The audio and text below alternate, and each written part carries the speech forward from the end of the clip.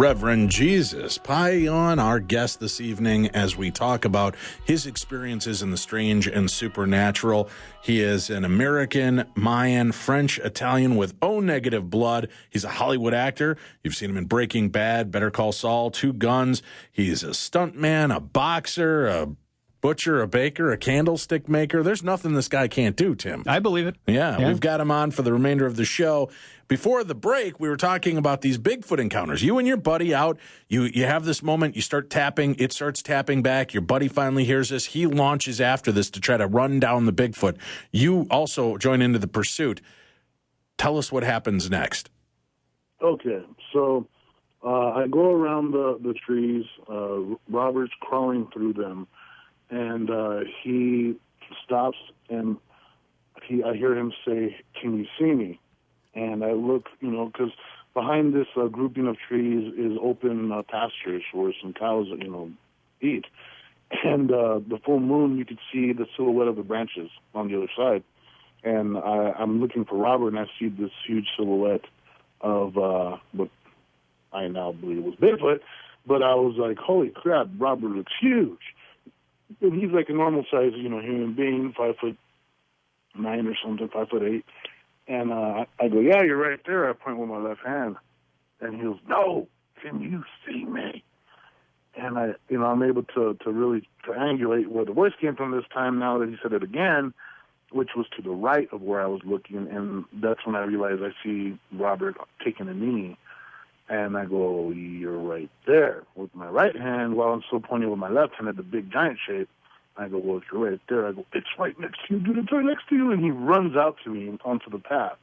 It takes off again down the way, so we follow it while it's going through the bushes and in the trees, the Russian olives.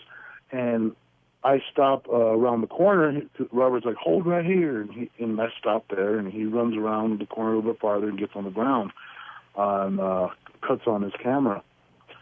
So I'm standing there, and I hear what sounds like a Bigfoot walking around in there, like several of them, and one stops near me, kind of about 20 feet in front of me. I'm standing on the dirt, path. What does that feel like now that you realize that you may be surrounded, that there's Bigfoot around, maybe more than two or three? Physically, how are you responding? Are you thinking, I just want to go home now? Are you getting thrilled and excited? Thrilled and excited, accepting the fact that I'm like, I don't have much choice right now but to accept it. And right. So, I know I can't outrun them. So I didn't have a gun or anything. I usually don't take guns with me when I go Bigfoot hunting. And so I just was like, okay, I just use the situation, enjoy it the best I can, try to get as much information as I can out of this deal. So like you said, I'm a good sized guy. I'm 6'3". At the time, I weighed about 425 pounds, and I was a bouncer for 15 years. So I did a lot of standing around, and when I stand around, I don't like staying in one spot. I have to, step to the left or to the right every once in a while because it starts hurting my feet. So I'm standing there, and I step to the left to adjust, and the Sasquatch steps as well. I can't tell if it's going left or right, but it takes a step. And I'm like, I wonder if it's the same one that I was doing the tap, tap, tap thing with, right? So I step to the right, and it steps to the right. So I step to the left, and it steps. I think it's stepping stones. I can't tell if it's stepping left or right, but I'm assuming it's doing what I'm doing. So we do this for a little while, and then on the last two steps, it steps forward instead of left and right, and now it's standing right at the edge of the trail where the dirt begins, and it's huge. It was a minimum of like 7'4" and above. I've been around guys that are that tall, I know NFL people and NBA dudes, and it was that size. It was like, somebody from the NBA got loose and he was hanging out, trying to scare me. I was a big guy. So I could see the reflection of the moon on the cheekbones and the nose ridge, and it wasn't trying to grab me. It could have wanted to. It could have reached out and just grabbed me and, threw me around like a rag doll, sure. Right. But it didn't, and right when that happened, apparently the other two of them went out towards Robert, and he jumped up, and he was like, they're coming out, and he ran behind me, And I was like, come on, let's go, let's go. Not realizing I'm standing there in front of one, Right. staring at it. And, you know, what do you do? So I'm looking at it, and he runs by me, and I shrug my shoulders. I'm like, well, bye. And I waved bye, and I follow Robert, you know, and it didn't chase me or nothing. And then we get back to camp and tell JC and all the guys what just happened. And they formed another research party. And Robert and Junebug, he's the brother of George Harvey, he's also a Navajo tracker. He went back out with a camera to the same spot. And that's when one of them came out, and from behind it looks like a pole or a wooden log, you see him come out with the night vision. His eyes are glowing. You see his eyes come out, and then you hear the whooshing sound, and Robert gets hit with a big old rock. And that's on YouTube on his channel, Crater Exploration. You can actually see that happen. And yeah, we got a lot of it on video. But yeah, it was a trip. It was a definitely a night I'll never forget. Have you ever been in a situation like that where at the end you think, you know what, I don't need to go out in there looking for this anymore. That was enough. I'm done. Not at all. It was like I don't know. Eating my first Snickers bar. It was awesome. I loved it. I want to do it again. I wanted to know more. The fact that they were willing to communicate with me, not attack me, that made me more curious. It's like, how far can I take this? You know, will I one day be able to get to communicate, you know, verbally with one of these creatures, or even just get close enough to where we're sitting, you know, in the same vicinity, just on for anthropological, historical reasons of just studying this being, you know, this creature. Yeah, I at no point am I ever like, forget this stuff. Now I'm like, let's do it again. You know, I'll go in the pitch dark. I don't care. I'll go sit there in the middle of the dark, you know, and 3 o'clock in the morning in the middle of the forest and wait for a Bigfoot, darn it, you know. That's what it takes, and that's what I was going to do. With the Falcon Project, I was about to go into the Washington forest for 6 months straight, you know. Well, talk to us about, a lot of our listeners aren't familiar with that. What is the Falcon Project? Well, the Falcon Project, unfortunately, it's no more at the moment. I'd like to bring it back alive eventually. But what the Falcon Project was they had manufacturing a drone that was specifically made for the military that could do a long-term, high altitude, 10,000 feet altitude, you know, viewing of the topography through, you know, heat vision and infrared and all that. So the idea was we watched from above and look down at the Bigfoots, and they wouldn't know we're looking because they seem to be really good at ducking cameras. So we thought, you know, if we would send a crew, I guess, to flush them out, sort of, you know, go in their areas where they are, you would get movement from the drone that's way up there. But unfortunately, it was, you know, over $250,000 to do everything, and the money just didn't end up where it was supposed to end up, and you know, we never got our funding, even though it had been promised. So yeah, we had to shut it down. But one way or another, I'm going to fund it again and get it going because it was a good idea. Just needed some better funding, I guess. All right. You know, what spurs you on to just keep doing this research and putting yourself out there? I mean, are you in hopes that you're eventually going to get the answer and know and understand, or is it just a thrill ride? Well, this is the way I've put it. The first half of my life, I let society dictate who I was, how I was treated, and I wasted a lot of time believing all that bull crap. And once I embraced the reality of what was really happening around me, realizing I didn't want to be an atheist no more. You know, I believed in God. I was experiencing so much crazy stuff that it wasn't. There would be no way that stuff doesn't exist because it's slapping me in the face constantly. So I got to a point where I decided either I'm going to live my life and just do what I truly love and want to find out the reality of what's really out there. What is reality? That's what I'm pursuing. And it's taken me through, like I said, conspiracy, Bigfoot, UFOs, aliens, the ghosts and demons, and it all ties together.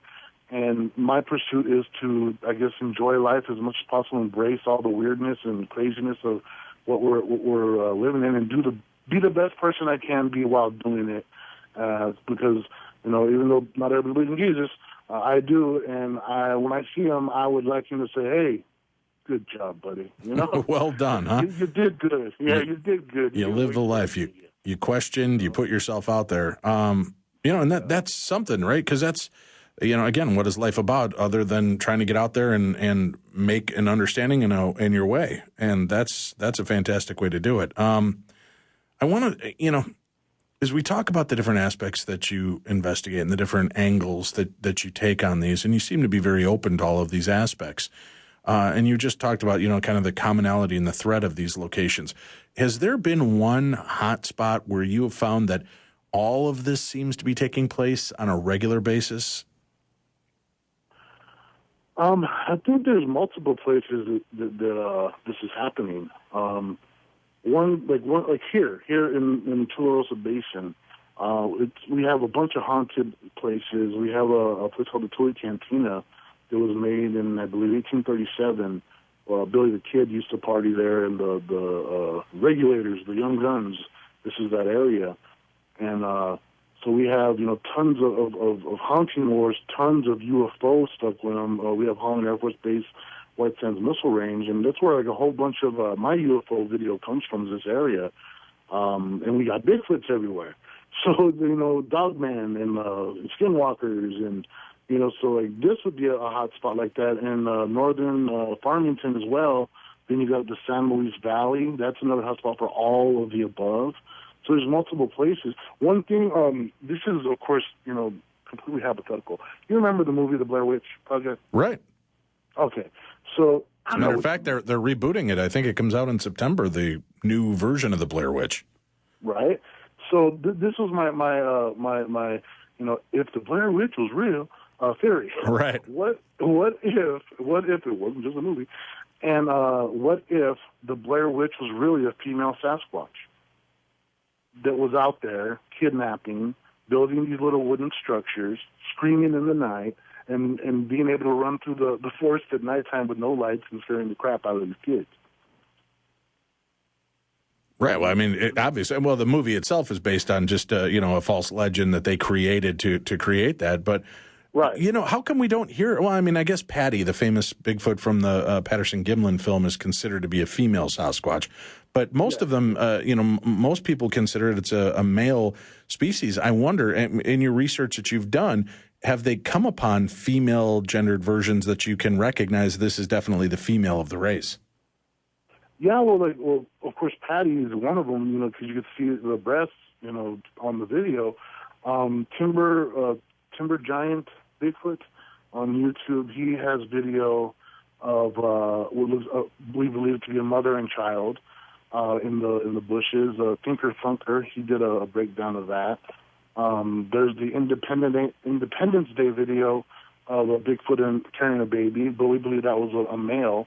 A lot of reports of males and females have been, you know, put out there. Not too recently, but I'd say about within the year, I got a report about on Mescalero Reservation of a female Sasquatch and two of her children, you know, juvenile Sasquatches, literally walking into somebody's cabin, and the woman that lived there and her kids locked themselves in their bedroom for half an hour until they left, and they were going through their drawers and rummaging through everything. So yeah, there is lots of instances of female Sasquatch. So the reason why through my studies, there's a whole bunch of places that have Witch Mountain, Devil's Mountain, this mountain, and they all, you know, have the same thing happening. People disappear, kids disappear. There's strange screams in the middle of the night, strange wooden structures being found, you know, animals, you know, being killed. And so I'm just wondering, that's why I was like, what if the Blair Witch really isn't a witch and it's just a female Sasquatch, a crazy, lonely one, mind you, but it's a female Sasquatch living out there as a wild, you know, considered a wild woman, feral, even, you know, being described as, you know, I thought that'd be interesting. Right.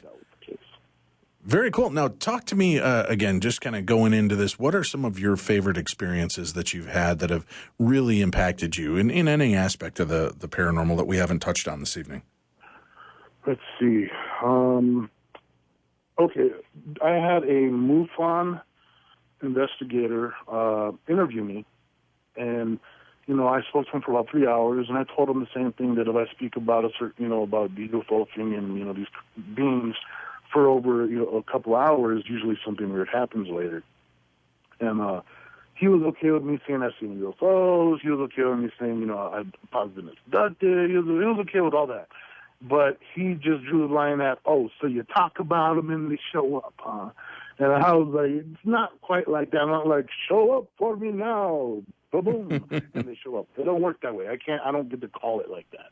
But more than a few times, when I talked about this stuff for a long, long time, to one person, some weird crap happens later, So he was like, well, I think that'll wrap up our interview.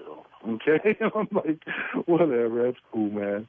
So he leaves, and I go home, and me and my folks are going to grab some dinner. So me and my mom go to the local, burger joint. And it's about 7 o'clock. We're driving home, and my mom and my sister had just previously, a couple weeks before that, saw UFOs being chased by jets off of the military range. And my sister was a police officer at the time, and I can give me the report and everything. And there was like 7 other cars that witnessed it. And they pulled over 2 to watch this event. So we're driving home, and we see this orange light in the sky, and my mom goes, man, that looks just like what me and your sister saw, but there was more than one. And as soon as she said that, it turned into 2, and then turned into 3, and then turned into 4. And I got on my phone, and I called up that investigator. His name was Guy Gregg, and he's an elderly gentleman. And his wife answers, and I was like, can I please speak to D? Can I please speak to him? She's like, oh, honey, he's tired. He's resting. And I was like, ma'am, it's a UFO emergency. And she yells, oh, D. Gregg, it's a UFO emergency. So he runs and gets on the phone. He's like, what's going on? I was like, that's happening right now, man. There's 10 of them now in a row. And he's like, are you taking pictures? And I'm like, no, I'm on the phone with you. And all of a sudden, they all disappear. And I told him what happened, and he was like, okay. Well, like 4 days later, 2 things happen. I get a phone call. I find this odd. I get a phone call from Bigelow Aerospace. Have you ever heard of them? No, I'm not familiar. Okay, well, I'll just say they're located in Nevada near a certain place that's top secret. So it's a private aerospace company. Okay. It happens to be next door to S4 and the area they're doing. And I get a phone call from an investigator from there. And he's, hi, may I please speak to Hr.3 Payan? This is Guy Carroll calling from Bigelow Aerospace. I'm an investigator for them. And I was like, yeah, this is him. How can I help you? And I was like, well, we were just wondering down here if next time you're on one of the ships, if you could take a really good look at the propulsion compartment. And when they drop you off, if you could sketch that up for us and get that to us, we'd really appreciate it. Really? And I'm like, yeah. Well, first of all, how are you going to know what the propulsion compartment is? Are you... Excuse me, aliens. Let me just take a quick little drop over to your propulsion room. You mind if I lift the hood real quick? I just want to see what kind of battery you guys using in this. You running a cool intake on this sucker? I was like, come on now. So I'm just like, I can't believe. I think somebody's pranking me, right? I'm like, I ain't never heard of no Bigelow Aerospace. That sounds silly, And I'm like, okay, no problem, but all right, you take care now. And I hang up. So I jump on the internet, and I'm like, Google this, Bigelow Aerospace, and it pops up. There's a website, and I'm like, it's a fake website. It's a fake website. So I'm looking at the website. Wow, right. They're hiring, huh? Okay, this looks pretty like a real website. Well, maybe somebody found the website and is messing with me, right?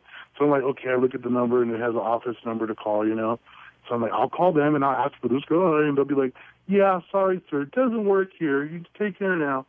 But instead I call, and the lady answers, Bigelow Aerospace. I'm like, yeah, can I speak to Guy Carroll, please? And she's like, that's for speaking. And I tell her, she's like, okay, one moment, and puts me on hold. And then after some elevator music, he comes on. Click, "Hello, Geico, how can I help you?" And I was like, "Oh, yeah, it's Jesus." He was, "Oh, you got something for us?" And I was like, "Well, not exactly." I go, I didn't know what the hell to say, I was like, I didn't expect him to answer. So I was like, "Do y'all have some hypnotists there by chance?" Like, "Well, I have a lot of stuff that I don't remember, missing time and stuff." I go, "You might want to know about that." And he was like, No, just scientists here. So, well, if you get anything, just let us know." And I was like, "Okay, you take care now." And I jumped on LinkedIn, and yeah, he was a real person. And he was apparently a Chicago police officer for 30 years or something. It's on, on the LinkedIn thing.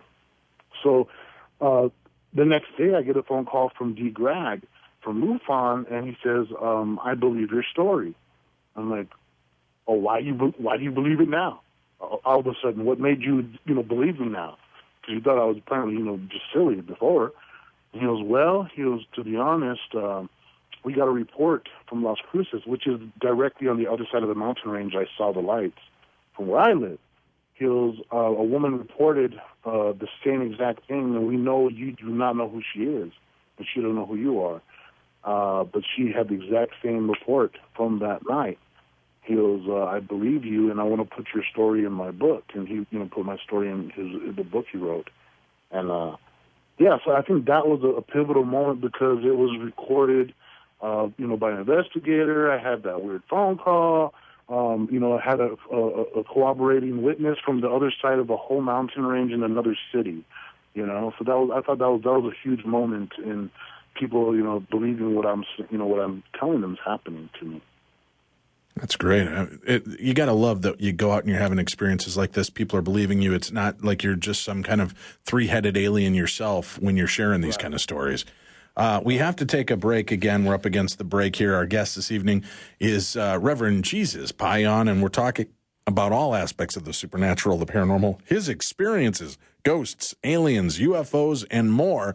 And if you're intrigued by all aspects of the paranormal and you'd like to know where you can meet Tim or I, well, we are at a number of conferences throughout the year, and you can always find that information. We make it easy as pie. You just go to darknessevents.com. darknessevents.com. And if that's too hard to remember, just remember the name of our show, Darkness Radio.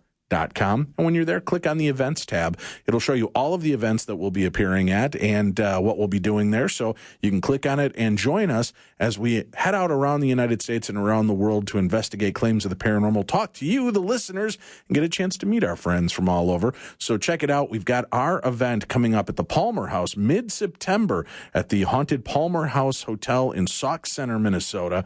It won last year. I think it was USA Today or CNN poll, Tim. Do you remember which one? I can never remember that. I thought it was USA Today. I think it is USA Today as the #1 most haunted hotel in America. We've always had amazing experiences there, from EVP to physical phenomena and more, and have caught some really creepy things happen on the SLS camera. So if you're interested in getting out and actually becoming a part of the legend and part of the ghost hunt, we have single day event passes or a full weekend pass. So you can come just Friday, just Saturday, or both Friday and Saturday for the full event. We'd love to have you be a part of it with us. There are some other great hotels to stay at around the area, as the Palmer House Hotel itself is sold out for our event, but tickets to attend the event are still available. You can get all that information by visiting darknessevents.com and find out more. And if you want to know more about the European trip that I'm taking next year, we'll either be doing it in May or September. We're working on getting the best prices right now as we go through a haunted tour of England, all of England, from everything from Tower of London, Chillingham, Highgate Cemetery, to visiting the Wizarding World of Hogwarts, Tim. When we teased earlier and we said, from Hunger Games, I had about 20 emails from people going, phone calls, it's not Hunger Games, it's Harry Potter. We knew that. It's called a bit, folks. Yeah. We try to pretend to be a little stupider than we actually are. Yeah. It just makes you guys feel a little bit more superior listening to us. We do it to help you enjoy us better. We're going to take a break. We'll come back. We've got more right here on Darkness Radio. We're back. This is Darkness Radio. And, of course, we always like to employ the questions from our audience. So if you have questions, you can always email them in to me, and I'll try to work them in throughout the show. Debbie Girl wants to know, are you single, Reverend Jesus? And have you ever had a chance to be anywhere near Area 51 and seen any kind of activity take place? First answer, yes, I am dreadfully single. And the second answer is actually no, I haven't got to go by there. I'm okay with that. You're okay with that? No interest in, well, you never know. Maybe you'd no longer be single if you stopped by Area 51. You might find a new alien friend. Might meet somebody at the little alien inn. You never know. That's true. That's right. When you get there, just make sure you look. We have our dollar bill signed right up in the little alien inn over the bar. Ooh, that's what's up. Close Encounters of the Third Kind. You've got a project you're working on, and you have some stories to share with us on that. What would you like to open up with? Okay, well, the correlation, for the people that are familiar with that film, a lot of the younger generation probably don't know what that movie is, but that was based on a movie that was with Richard Dreyfuss, and it's about aliens coming down and, I guess, doing a trade with our military on a secret base. And the actual happening of that happens here. So says the research and lore, but it happened here on the White Sands Missile Range, where I live. Right, my family was stationed 3 times on Holloman Air Force Base, and my dad worked on the missile range. So I just find it very interesting and coincidental that the woman that discovered me on my first film with Steven Seagal is actually the woman that casted Close Encounters of the Third Kind and casted Dr. J. Allen Hynek, the head of Project Blue Book. Oh, okay. Just thought that was an interesting coincidence that ties me together with all that. Very cool. Very cool. Now I know you had another ghost story that we wanted to make sure we get to. So let's talk about that, and then I also want to discuss the work you're doing in the DNA project with Bigfoot as well. But you've got a good ghost story for us. What have you got? Okay, this is the same property. Okay, that screaming ghost story I just told. One night, we had a fence. It was gated in. It was a lock on it, so we didn't want people coming on the property. And one night I heard the dog next door just barking up a storm. And so I go outside the fifth wheel, and I see this, like a teenager, maybe 16 years old, Caucasian, blonde, crew cut, hair cut, wearing a white T-shirt with like 50s, the straight 50s style, with a cigarette pack rolled up in the white sleeve, in his T-shirt, white T-shirt. Okay. With the blue jeans and cuffed at the bottom with like black boots. I see. We're seeing the Fonz. Pretty much, Okay. one version of the Fonz. Sure. At age 16. And I didn't, I wasn't thinking, because, today everybody has their own style, and that, that style is back too, the long beards. But, so, I didn't think, hey, look, there's a ghost, right? I was just like, hey, what are you doing in our property? Right. I'm in defense mode. I'm like, man, why'd you jump the fence, dude? Right. You trying to get crazy?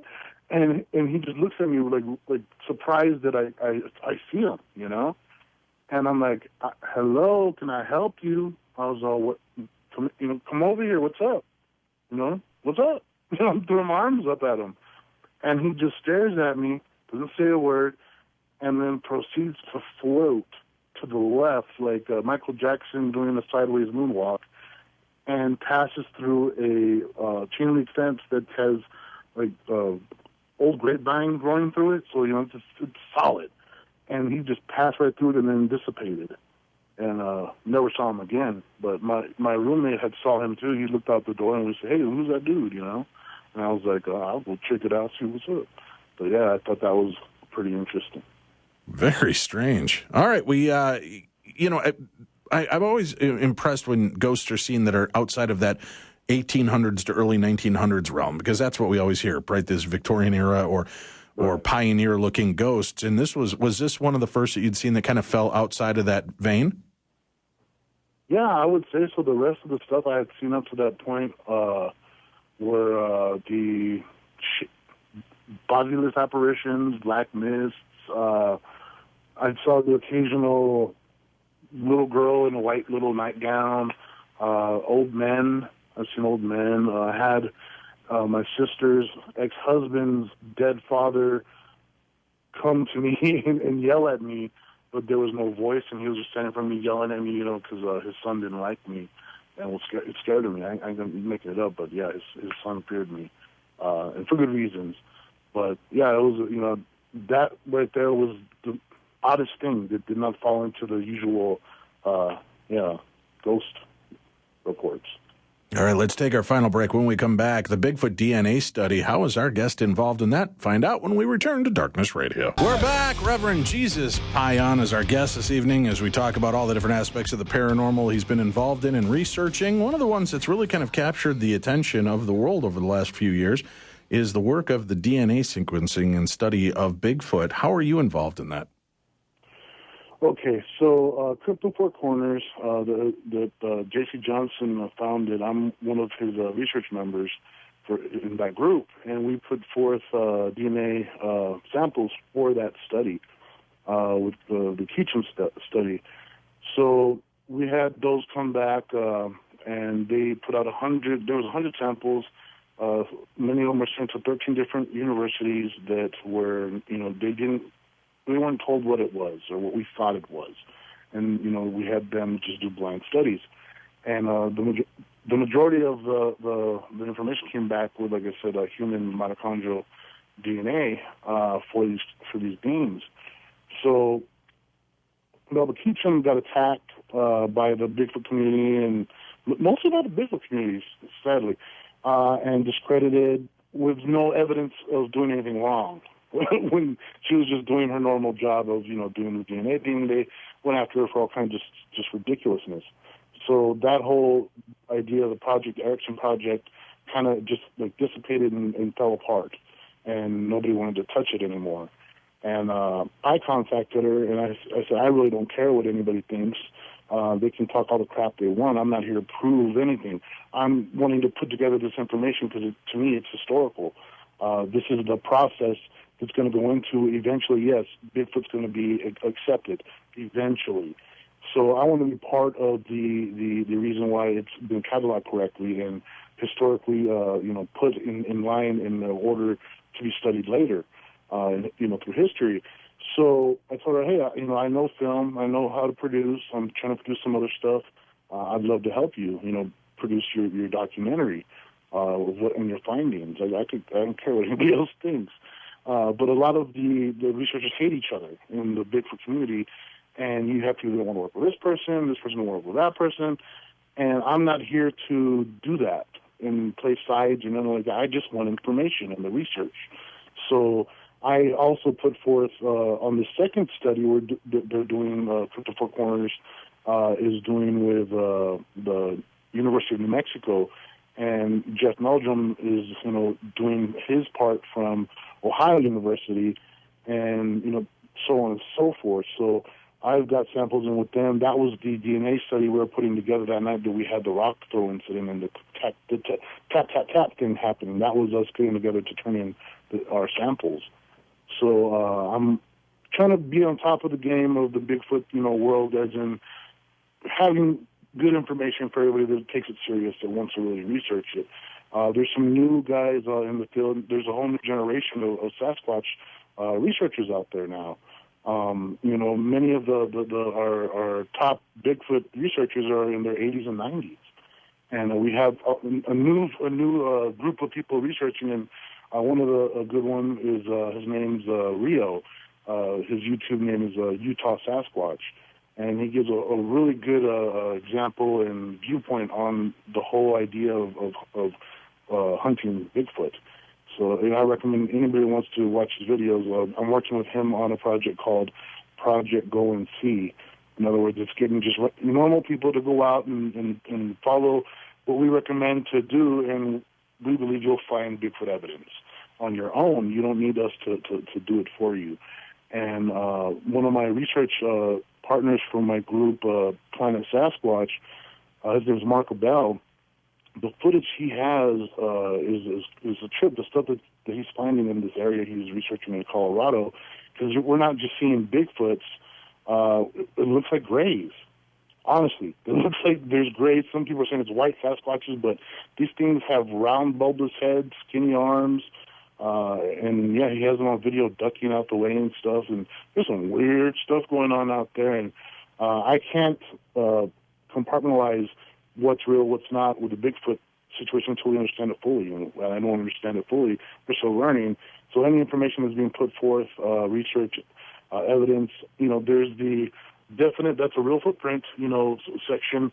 Then over here in the middle is the could be possible, sounds stranger than crap, but I'm not going to throw the baby out with the bathwater. Yeah, and then you have, the other evidence like blob squatches, and fuzzy footage and stuff like that. But I think it's important to keep it all until we can prove something's not real. At least keep it in somewhere in the files to study. You were talking about the reservation and such earlier, and I'm curious. I understand that a lot of the different Native American cultures believe that Bigfoot exists and that these type of creatures are just normal part of the world. They're more zoological or humanoid than they are mystical. What about ghosts on Native American property? Are they ever dealing with? We've always heard the legends and lores of the Native American spirits are restless because people have upturned their property or built up over their burial mounds. Is there Native American spirits that are hanging around that on the reservations and that, or I would assume that they would be on to the happy hunting ground or wherever they're off to instead of hanging out and commiserating on Earth? Well, unfortunately, there's a lot of spirits left over from those times that never left, never passed on to the other level, that are pretty much eternally pissed off. But you don't get a lot of that from what I've researched and all the different reservations I've stayed on, and the spirit activity you hear about more is when you have a medicine man, that practices black magic, and you have other natives, pretty much paying that medicine man to harass other natives with dark magic, or making the skinwalkers, to go out and scare people. So I hear more of that than just the random hauntings. They're usually more direct. You have a lot of symbolism, like seeing a white owl, an owl flying by you, or a coyote is like really bad juju, But it was seeing those animals as bad juju. I thought most of those are animal totems. Wouldn't that be a positive to see animals like that? You would think, but all the reses I've ever been on, you don't want a coyote walking across the street, that you're driving on. You don't want to have. Does that work out kind of like a black cat? Yeah, crossing your path? That's the same. Exact same thing. Same thing with the owl, white owls, flying in front of you or past you while you're on the road is considered, there's somebody out there putting bad magic on you, bad medicine, ill will towards you in one way or another. Yeah. Wow. See, that's such a fascinating aspect of that, the different totems, the different spiritual visitations of these beings. Now, when we hear of the skinwalkers, a lot of people think of things like the Wolfman and other creatures, but do the skinwalkers take other guises? Could they be the Bigfoot, the Sasquatch people? I think there is some confusion. They're definitely two different things. The skinwalker is the medicine man that practices black magic. He himself takes the form of this creature and turns back into a human again the next morning, and that's when they find the skin of a coyote or a wolf, laying somewhere. I believe that there's been a lot of representation or misidentification of Bigfoots being werewolves. Some of the dogman encounters. I do think there's some type of dogman creature out there that's out there with Bigfoot, or it's itself. The only reason why I can't say that it's a Bigfoot is because so many of the descriptions of the legs they have canine legs, not human-like like most Bigfoots. Right. But there's a lot of Bigfoots that have elongated snouts, or how you'd like to describe it, like a chimpanzee's mouth area. That muzzle area, right? Muzzle, there you go, muzzle. And so, you've got Bigfoots, they can run on all fours comfortably. They're hairy. They got sharp teeth, just like we have canines. They have canines too. and they howl and scream, and at the moon. So it's like, Sure. I can see if you don't believe in Bigfoots and you see this thing on all fours, giant hairy thing, and going, oh, that you're going to think, that's a werewolf, because it just stood up and walked away too, So I think there's a lot of misrepresentation happening in sightings that, depends on what your own personal beliefs are. Sure. Kind of push, what you're going to say you saw.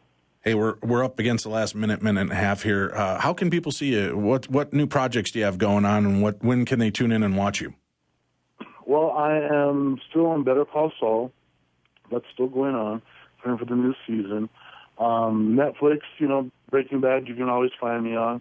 What I'm doing now is concentrating on doing documentaries. I'm working with Mac Brazel, trying to produce a feature film about Nikola Tesla, with him, called The Lightning Maker. Also doing the documentary for Melba Keachum.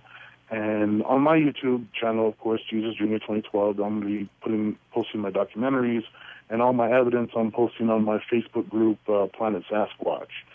So you'll be hearing about me one way or another. I'm out there. Just go on Google, type in Jesus Jr. Actor, and all my sites and websites will pop up. And don't be afraid to reach out and talk to me, give a report. I'm not snooty. Not one of them snooty actors. I'm not scared to talk to people. So I'm so honored to be on the show. Thank you for having me, guys. It's been a pleasure. Thank you for having the conversation with us tonight. Oh, if you ever need to hear more, you let me know. I'm going to put away some money so I can go with you guys on a ghost hunt. It'd be really cool to be back in England. And if you talk to Aaron, please send my best to Aaron, and let Zach know that I'm down to ghost hunt. Excellent. We'll do that. All right. Well, that's it for tonight, kids. We'll be back with you Monday night on Darkness Radio. But remember, tomorrow I'm hosting Coast to Coast AM. Go check out coasttocoastam.com for updates and channels, stations, and times in your area. For Tim Dennis, I'm Dave Schrader. A very special thank you to our guest, Reverend Jesus Payan, this evening. And have a great weekend. Be safe, be loving, be kind. We'll be back with you Monday.